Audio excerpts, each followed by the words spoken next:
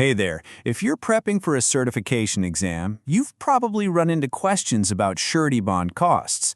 Now, they can look a little tricky, but I promise there's a simple, step-by-step process that gets you to the right answer every single time. And in this explainer, we're going to walk you right through it.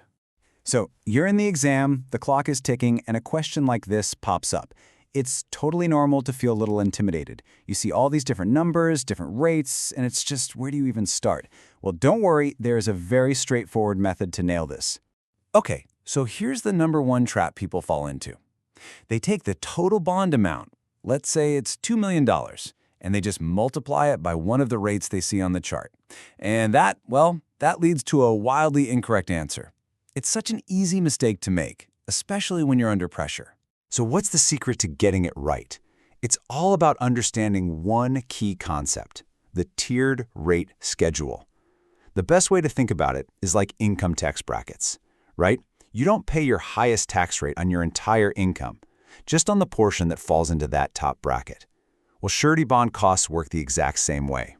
A rate schedule will look something like this. And the big takeaway here is you can't just grab one of these rates and run with it. To get the correct total cost, you have to calculate the price for each tier, each bracket, one at a time. And only at the very end do you add them all up. And the beauty of this is it's a super simple, repeatable process. Just 3 steps. 1, find your rate schedule. 2, calculate the cost for each tier individually. And 3, add those costs together. That's the whole game. So let's see what this looks like with a real example. All right, let's put this into practice. We're going to use that same rate schedule we just saw, and our job is to figure out the total cost for a $2 million bond. First things first, we're going to focus only on Tier 1.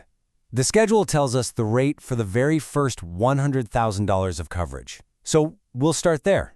Now pay close attention to this part. The rate is $25 per thousand. So for $100,000, how many thousands is that? Yep, it's 100. So we simply multiply that 100 by the $25 rate. And boom, that gives us the first piece of our puzzle, $2,500. Tier 1 is done. Now let's move on to the next part. Okay, on to Tier 2. This tier covers the next $400,000 of the bond. We're going to treat this as its own separate calculation. The rate for this tier is a bit lower. It's $15 per thousand. So that's 400 thousands, right? We just multiply that 400 by 15. And that gives us a cost of $6,000 for this part of the bond. We're making good progress here. We're 2/3 of the way there. So what's left? We started with a $2 million bond. We've already dealt with the first $100,000 and the next $400,000. That's $500,000 we've already accounted for.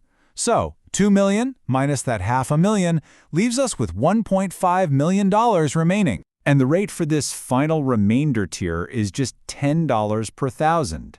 So for $1.5 million, how many thousands is that? 1,500. So we take that 1,500 and multiply it by 10. And there we have it, $15,000 for the final tier. Now we have all 3 of our pieces.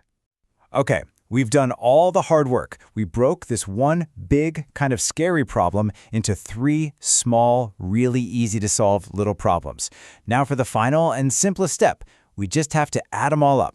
So let's bring it all together. We take our $2,500 from Tier 1 plus the $6,000 from Tier 2, and finally, we add that $15,000 from Tier 3.